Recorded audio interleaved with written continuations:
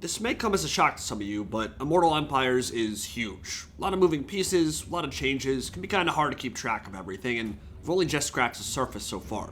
You all know Vampire Counts had one of the biggest overhauls to their campaign and battle performance, but have you ever heard of Deadmau5?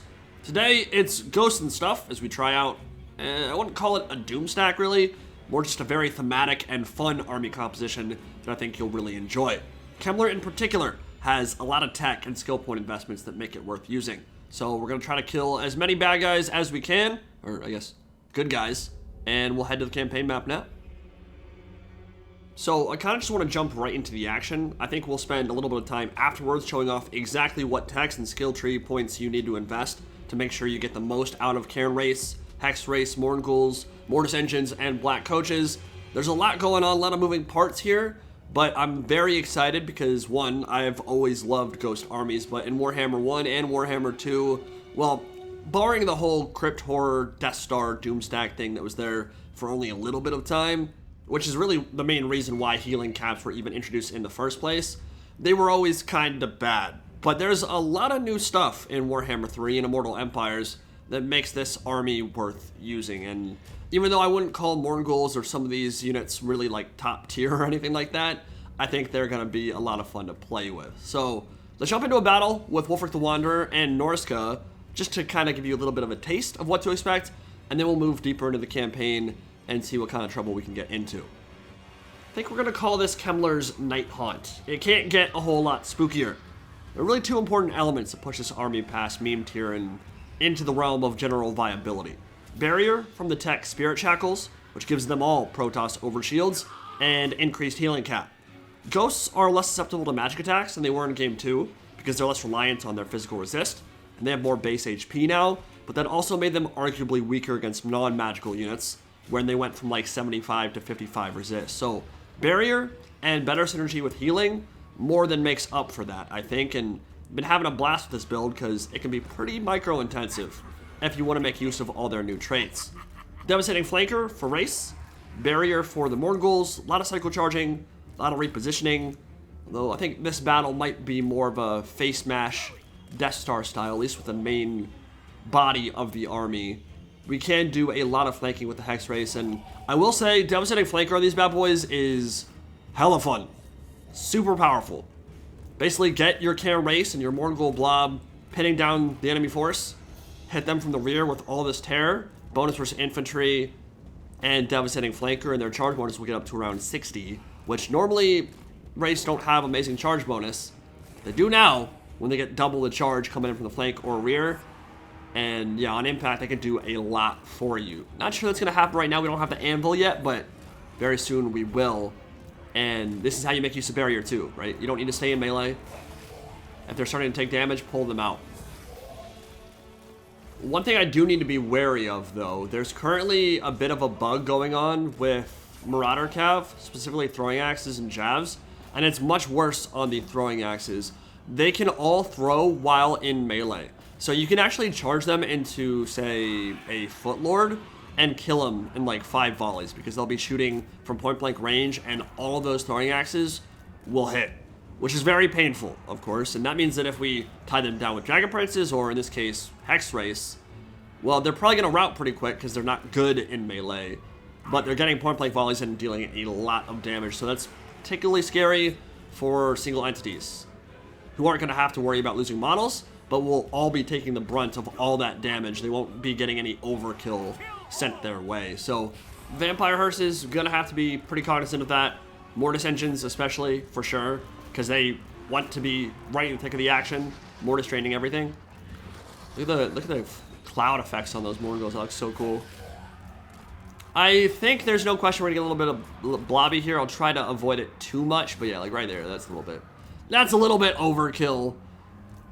There's also some weird things with difficulty going on, which we'll discuss when we get back to the campaign map, but it is very true. Those of you who have said that normal difficulty is making the AI more aggressive than usual, and that hard and very hard, or what the AI is way too passive, 100% true. And we'll show that once we get back to the campaign map. For now, gotta deal with a herd of mammoths and Wulfric the Wanderer on his chariot. There's still Invocation of the Heck in the center. You can still play this like the old Death Star style. We don't have the Crypt Horrors, which are actually, in and of themselves, pretty strong right now. I don't know that they're going to be, like, the core part of your armies in campaign or anything. In multiplayer, they're definitely an amazing unit, and frankly, I think they're pretty good in Vampire Counts campaign right now, too. But with the way AI functions in terms of focus firing your high-value stuff, and they love to shoot your Mortis Engines. They love to shoot your Crypt Horrors.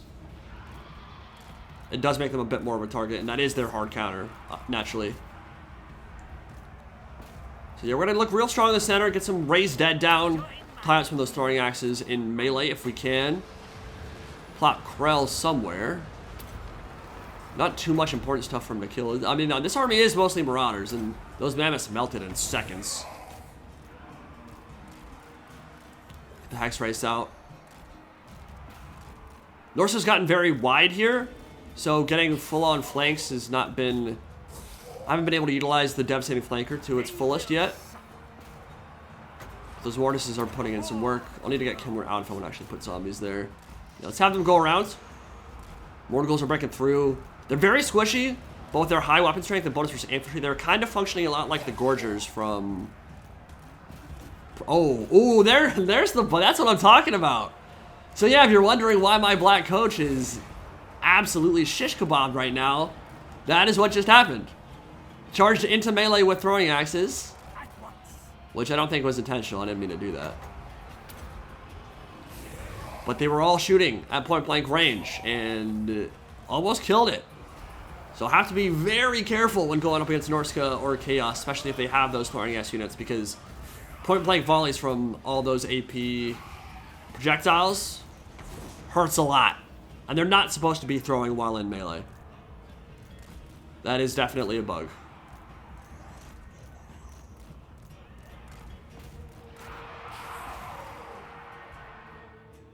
So let's take a look at tech, skills, and then maybe to give you an overview of the campaign so far, play a few battles, progress a little bit in that, and then show off the Ghost stack again in another battle a little bit later on if we get into a good one.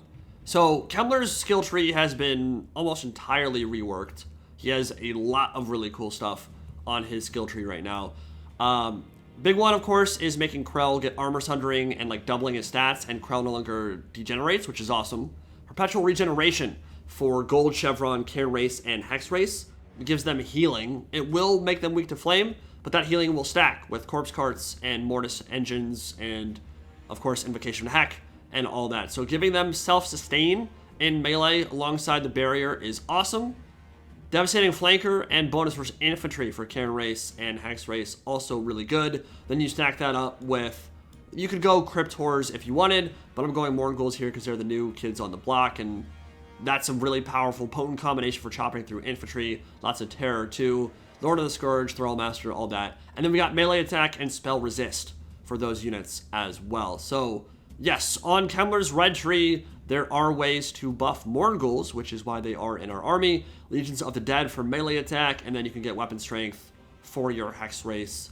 Just a lot of ways to stack up a lot of bonuses, and you're not going to look at their stats and go, oh my god, that's incredible. But when you combine the regeneration, the devastating flanker, all the new traits, the barrier, their performance is going to surprise you.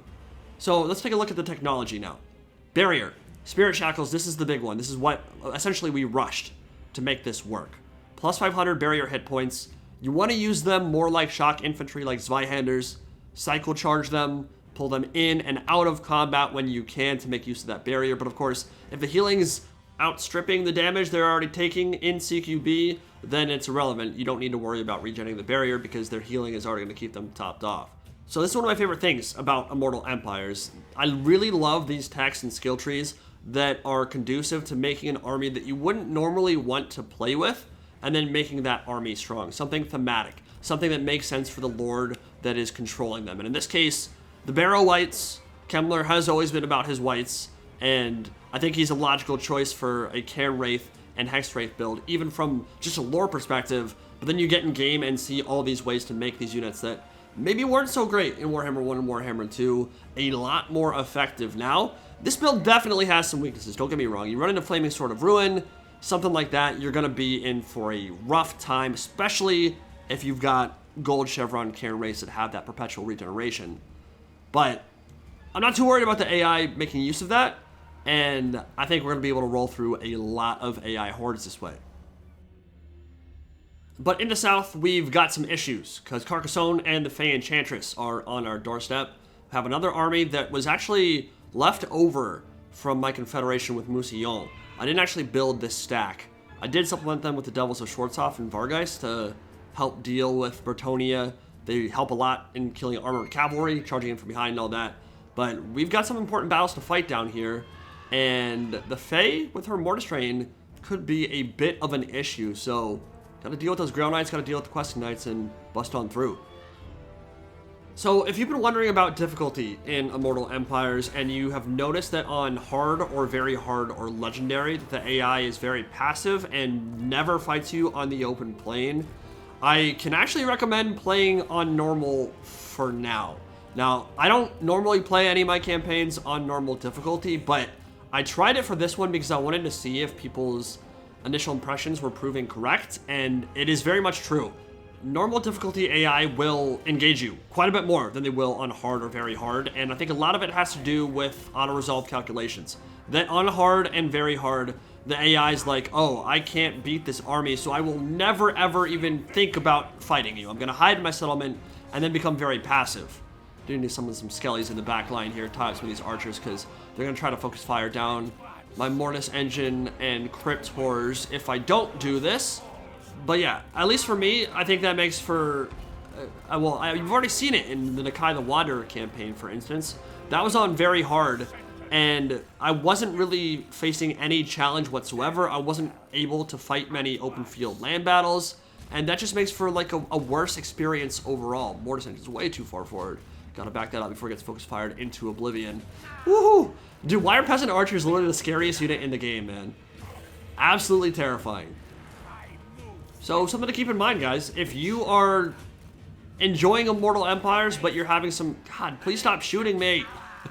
If you're having some issues with the AI really not building empires or attacking you at all, obviously there will be some trade-off here. On normal difficulty, you won't be getting the malices that you would typically get. The AI will be getting some of the other buffs in terms of their combat stats and modifiers, all that stuff. But there's some benefits to doing it right now, because I think you will find that the AI puts up a bit more of a challenge in some respects on normal, which is, again, not intentional at all. I don't think it's going to stay that way for forever or even for very long. But for now, that has been my experience. Anyway, let's focus on the battle now. Talk more about that maybe a little bit later. Let's get back to the campaign map. But Necromancer's just getting focus fired into oblivion. Are pushing in well on the left side, but there's some Grail Knights. So I'm going to have some zombies continue their push forward. Over on this side, I have to deal with the Questing Knights and the Grail Knights. So Von Hall's Dance Macabre. Blood Knights leading the charge here. And two White Kings. One really cool thing about White Kings now, they have magic attacks. So that combined with Heroic Killing Blow, really good, especially when they're supported by Blood Knights to deal with Grail Knights and just bypass all that physical resist, start messing them up in melee. So all that Blessing of the Lady going to be irrelevant for the Elite Knights of Bretonnia out on their left flank, my right. Mortis can come in from behind and start draining that entire blob, which should be quite good for me. I'll let Fae continue munching on some skellies, and zombies not too worried about that.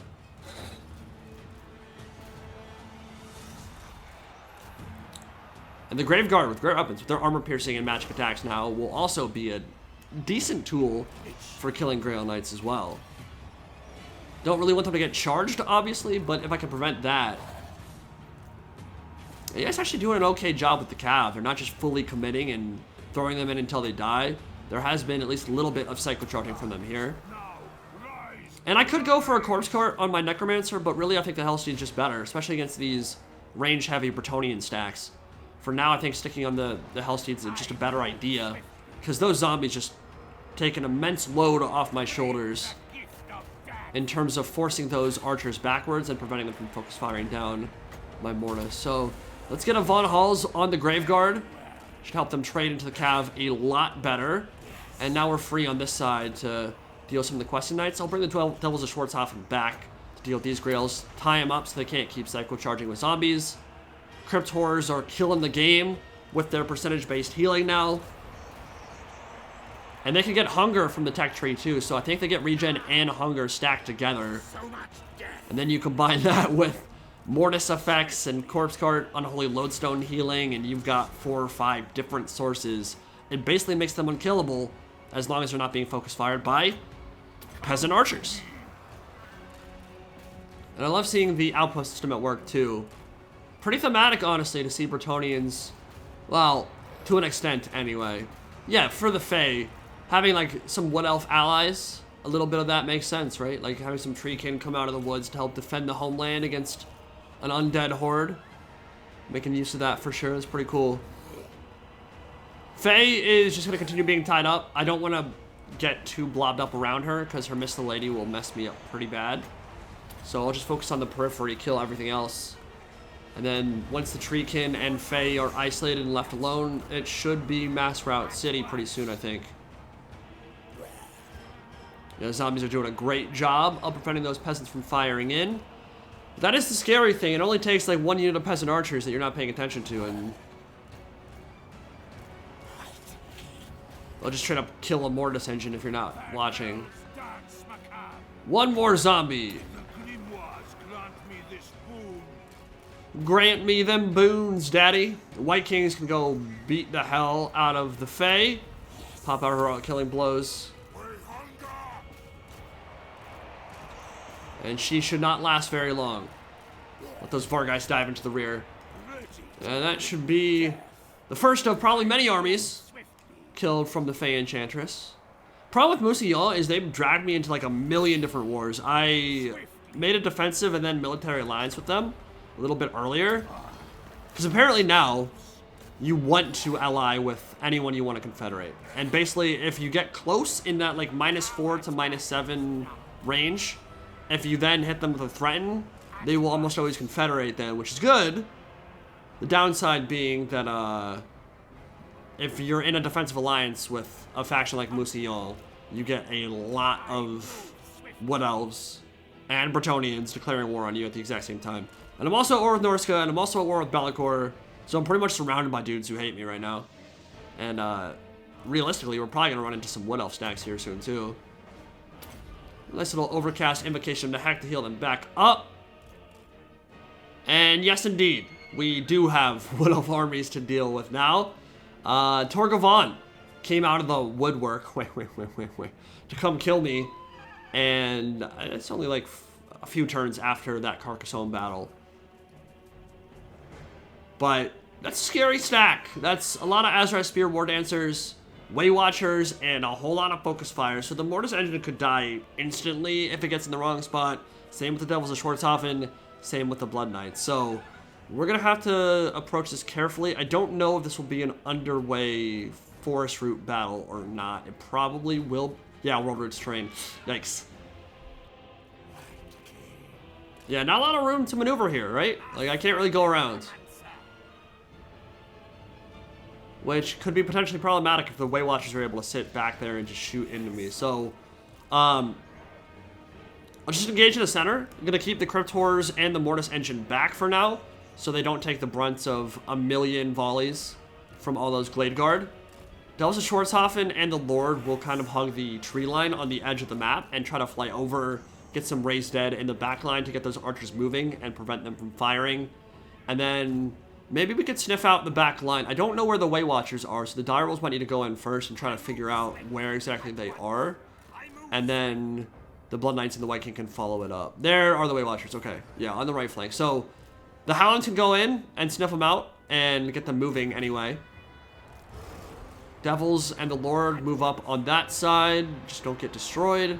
The Dire Wolves die here, so be it, but it looks like they might be through. Now, I am going to get beat to hell on the front line here, because War Dancers are just better than Skeletons, for obvious reasons. Oh, good, we're already tying down the Way Watchers. Nice. Alright, Blood Knights and White Kings, get around. Can the Pathfinding help me out here? Nice Skeleton Summon in the rear. That's a lot of Glade Guard not firing. That's huge for me. Get through, White Kings! Alright, well, at least Blood Knights are through. I'm scared of this. This is what I'm afraid of. you go in and you don't really have any choice but to just charge. And if they get enough focus fire in, Blood Knights, even with their high armor, not going to survive that. It's already painful. Let's invo them up. Alright, one White King is through. Valenhaus Dance Macabre. Get rid of those Way Watchers quickly. Please push your way out of the formation, you foolish fool. You idiot. Finally, he's through. Okay, cool. Blood Knights already killed off Way Watcher and routed them. That's good. Direwolf's doing a good job in the back line, too. More Rays dead. Oh, the AI. What have you done? What have you done? You silly billies. Alright, Mortis is doing great in the center here. This is exactly what we needed. And I don't think I have to worry about the focus fire too much at this point now. Yeah, the Devils of Schwarzhofen actually forced all those Glade Guards to get really grouped up. It made Rays dead, tying them all down super easy. And that pretty much shut down an entire flank immediately. That's why I like him on the Hellsteed right now. I think going to a Corpse Cart would just be a bad idea. Even an Unholy Lodestone Corpse Cart for the healing, I think, would be bad. Because having that Hellstreet up top, heal might be able to keep the Direwolves alive. To just ensure that I can get into the rear at will and summon zombies and skeletons and tie up archers. Because archers are always going to be by far the biggest threat to this army. If the Mortis isn't being shot, I'm winning. It doesn't matter if they have Grail Knights, what have you. I can use the zombies as cover and deal with them no problem. So, yeah, we're getting beaten to hell in the center, but the Mortis is through, and I can just charge into the rear to deal with the Dryads and War Dancers. Start the Mortis train. Blade Guard, Hagbane tips. Let's finish off some more of those. Once these archers are gone, this battle's just straight up over. Only in unlife will they see. I've raised that up again pretty soon. I think I'm going to lose those Dire Wolves. One thing that did rework with Vampire counts in Game 3 is the Dead Rise Again triggers a lot more often, and it can even trigger for Lords. And you can get huge heals on units that you lost. So that was actually, I thought it was bugged in my Ungrim campaign, where we were showing off the late game Vampire Ascendancy stuff. It's actually just how the Dead Rise Again works now. Even if you lose a full unit of Direwolves, for instance, they fully crumble out. Or if your Lord crumbles out, there's a very good chance that they will come back, and you can raise that even more, I think, with Thrall Master and all those other buffs on your skill trees for Necromancers. Why are they getting beat up so bad? They're just Eternal Guard. Kill the Glade Guard here. Oh, those are not Eternal Guard, those are War Dancers. Well, that would explain it. I was like, why are my White Kings getting their asses beat? We get some nice healing sent their way momentarily. Yeah, heal up the Devils of Schwarzhofen, heal up the White King. We can charge in. It's gonna hurt a little bit, but I think with all that stuff there, the low armor of those Azrai Spear War Dancers will not keep them in the fight for too much longer. Devils can keep those archers moving. Route, route, route.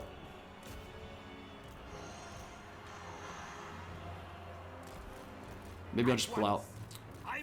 Yeah, army losses anyway. Doesn't matter. All right. I'm not going to be attacking Athlorn anytime soon, so them sending a stack here is really just money for me. Vampire economy is weird right now because the lower end of it is really good. You could get a 300 gold or income building, like on any settlement basically, and that helps a lot. But they're upper tier stuff, the tier 4 and tier 5 buildings, the vampire crypts and the libraries and all that, heavily nerfed on the economic side, and you really can't buff them up to the point you used to be able to, and you can't stack the income, boost income from necromancers to the way that you used to be able to either. So it's like your mid and early game income's pretty solid, but it kind of falls off. It's just kind of weird. I don't know. I don't know that I fully like the economic rework of the vampire counts, but regardless, fighting battles is how we get a lot of money, and so thank you Wood Elves on that front. Fun little battle there. I would have preferred it had not been on a World Ruins map so I could actually, flank, but I'll take that Dark Magic. I'm actually making a decent amount per turn right now. I didn't really spam armies in this campaign because I wanted to build up to the Ghost stack with Kemmler as good as possible.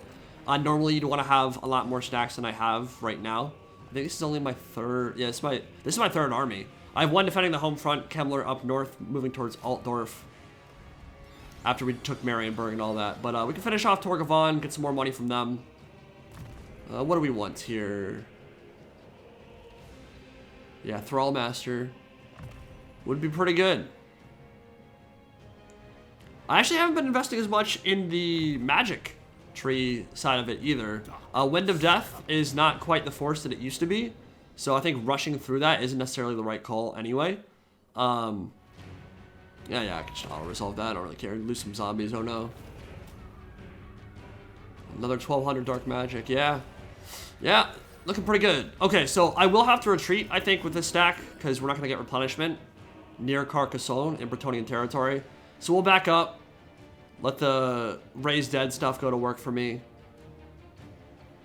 Grab the Paunch will probably down me at some point relatively soon.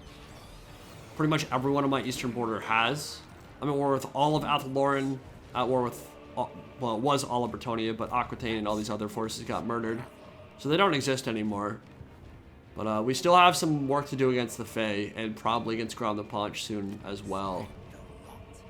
I did take Altdorf, but there wasn't much of an exciting battle to show, so I didn't. Work towards Legions of the Dead and Dread Knights on Kemmler. Make sure our Hexwraiths and Black Coaches are as good as they can possibly get. And we're actually... do I need to do anything with corruption right now? I think I'll leave that for now. Get that corruption up. Get some really nice buffs when Vampiric Corruption is near its maximum. I think you get up to a maximum of 10 control, which is quite strong. Maybe go to war with the Greenskins soon too with my ghostly stack, but I think at the moment it's Empire and Midland will probably be the focus of my wrath. Bellicor is in the north. 2 stacks. Van Heimlings are at war with me, and so is Norska, which is why we have Gregor von Falkenstein. Also have to worry about Eltharion. So actually I'm going to move back to Lyonnaise, because Eltharion might come in from Ulth-1. He has not attacked me yet, but he's been threatening to do so.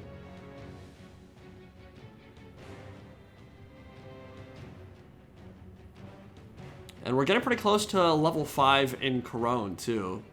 Corone's making a lot of money for me right now. But yeah, I mean, those Vampire Crypts and stuff, even with the tech upgrades, only get to 100 gold. Which I get they're not a purely income building, but man, I remember back in the day when you were stacking up Necromancers in Sylvania, Castle Drakenhof, with the gold mine, you could make so much money. So much money. But it's clear CA's been trending away from that for a while.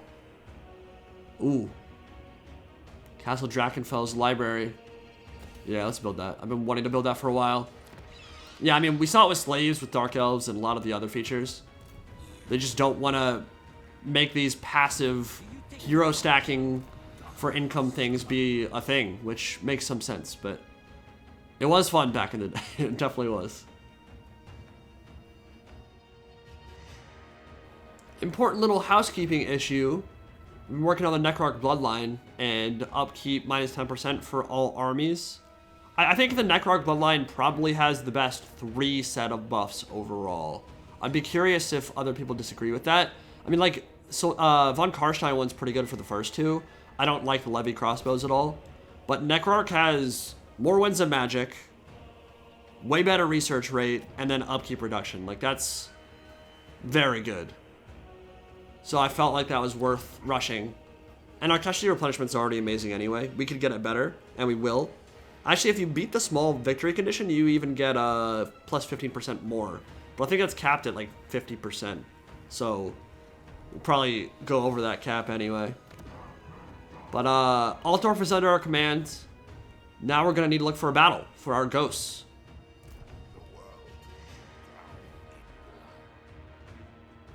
And we found one. Midland. Enforced march at Karlberg. And he's within striking distance of Heinrich Kemmler and his ghosts and stuff. So let's go kill him. This should be fun. That is a big stack of not particularly impressive troops. That is a lot of archers, so the Mortis Engines will have to take care. I'm not sure what kind of settlement layout we're going to be looking at here. But for these minor settlement battles, I typically like to do a split approach, so we could probably do like Mortis Engine on one side, Mortis Engine on another side. Hexwraiths on another, and then just strike from multiple sides to get those archers moving, because they're not going to have walls to protect them. And the Mournguls should be able to close in and feast. This should be a hell of a lot of fun. I'm going to try to minimize casualties as much as possible here. Seems like we got some Sineshi corruption going on in the background there too. That is looking real pink. But we got Mortis Engine, 2 Mournguls, and Cairn Wraiths out on one side. Then we have Kemmler with his Master of the Dead and Chaos Tombblade stacking with a Mortis Engine on another side. We're bringing the dead with us, baby. Look at all those size. Look at all those ghosty boys. It's going to be fun. All right, let's go in. We can pretty much just YOLO in over here. It doesn't look like there will be too much focus fire to worry about. Pretty much the same with Kemmler on this side because we have so much healing there. And the Hexwraiths are really kind of the linchpin of this because they can kind of enter the city without too much opposition. And, well, looks like the AI's not put their spears in the right spot. Archers on the outskirts. If you don't have walls, that's not ideal. Remember, our Hexwraiths now have 8 bonus versus infantry and quite good melee attack. And if they hit the flank, and they will, or the rear, because the archers are going to turn their side, well then instead of 34 charge bonus, it's 68 or what have you. So yeah, those impacts will be pretty damaging. Let the Cairn Wraiths go in first, absorb the hit with their barrier, and then the Mortis Engine can come in with the regen. I'm going to hold on to Krell for a while. Deal with those archers, tear them off. I don't need to drop him until maybe I see Boris or something. Maybe the Knights. I might drop him on some Knights. There is a huge difference between his baseline stats, what you get at the start of the campaign, and once you hit level 12. Oh, look how fast they break. All that terror, baby. Them drains, though. Let's just Von Halls all of it. Oh, yeah. Mournguls coming from the side. I really love how thematic this army comp is. It's super spooky. And, I mean, so far in all my battles, it's done pretty damn well. There was one against Big Guns that they had a little bit more issue, but it wasn't fully stacked up yet. I didn't have as many Hexwraiths or the Mortis Engines in that army, which would have helped a lot in clearing out all that infantry. Oh, Black Coach is getting a little bit stuck. Let's pull him out of the Knights. But, yeah, Big Guns are kind of a traditional counter to Mournguls because of their bonus for large and just really good stats and beefiness. But that was the only one I've really had too much issue with. Empire State Troops are just not going to like facing an army like this one. And it's hyper mobile too. I mean, Hexwraiths are fast as hell. Only thing I have to worry about right now is just the focus fire on the Mortis Engine. As I've said, the AI loves to shoot whatever is the most expensive thing. That's why they shoot Kugath when you're playing Nurgle. He's just a pincushion. And he has a ton of HP, but when there's 10 or 12 Imbric archers all firing at you at once, that HP doesn't last for very long. And it's true for the Mortis as well. It's got nice heals, but a big hitbox.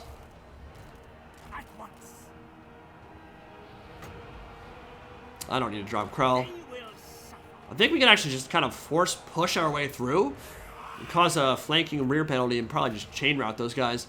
Yeah, so yeah, that focus fire is coming in now. So the Mortis Engine probably needs to back up, or at least will need to soon. Kemmler and the boys are breaking through, and we're about to hit them on all 3 sides, actually. Pull that Mortis all the way out of range of the archers. Hexwraiths are... Oh, those archers are in huge trouble. The Slim Reapers be coming to get y'all, playa. Alright, let's get some raised dead. I think on those archers in the rear, because those are the ones that really mess me up. I have 3 losses so far. Literally just 3 Cairn Wraiths have died, and that's it. And those are going to be healed by the Invocation Hack as well. I really like the settlement layout. There's some that I really don't enjoy playing on, but this one has big causeways and a lot of room to maneuver and flank and do those kind of fun things. This is a fun one. This would be actually really good for multiplayer sieges, which we haven't done yet, but we'll hopefully get into soon with Immortal Empires. Now out to the public. They did put up some barricades, which is going to be annoying. Oh my god, the Hexwraiths are just slaughtering stuff, dude. They're so good. Deal with all these isolated archers. Another great thing about Cairn Wraiths, very mobile, especially for infantry. know that they have that +8 bonus versus infantry, they'll cut through stuff quite quick. High base stats now, which they don't normally have. Invocation of Nahek here. Alright, let's break through. Even Krell would be impressed. Oh, here's Boris. Alright. Alright, we'll use the Mortis to tie him down for a second. Hexwraiths will come from behind, but I think we'll get Krell summon on top.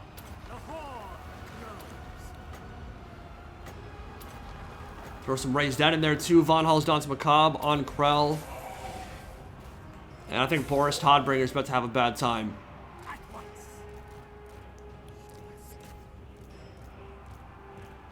So yeah, unfortunately not always able to make the AI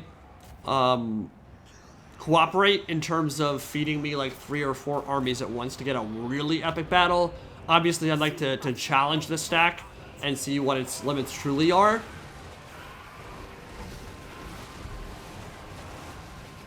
But there is something to be said for just, you know, doing well against whatever you're given, and it has thus far. Again, you're going to be able to make much more efficient stacks. Not even just from like a Doom stack perspective. Like usually just going real wide is smart with the vampire counts. A lot of skellies. There's a perfect vigor tech and a lot of buffs for them that make them very much worth using and lowering their upkeep and all that. So 6 or 7 skeleton stacks is almost always going to be better than one very expensive Mortis Engine, Hexwraith, and Cairn Wraiths stack. But again, nowhere near as cool or as thematic, and we've already seen what Vampire Count Skelly Spam looks like, so no real need to show it off again. There are new toys to play with in Immortal Empires, and I am quite enjoying these bad boys. The Mournguls were a nice addition too. Not the best unit ever, but quite a bit of fun. And they get Devastating Flanker as well. And Barrier. Well, hope you guys enjoyed. I do recommend trying this out if you haven't already. Spirit Shackles is an awesome tech. That Barrier makes them very micro-intensive and fun to use. And while Krell and Kemmler chase down the dreaded Deathbringer, I think we're going to call it. I'll see you all in the next video. Any Pride? Signing out for now. Have a good one, guys.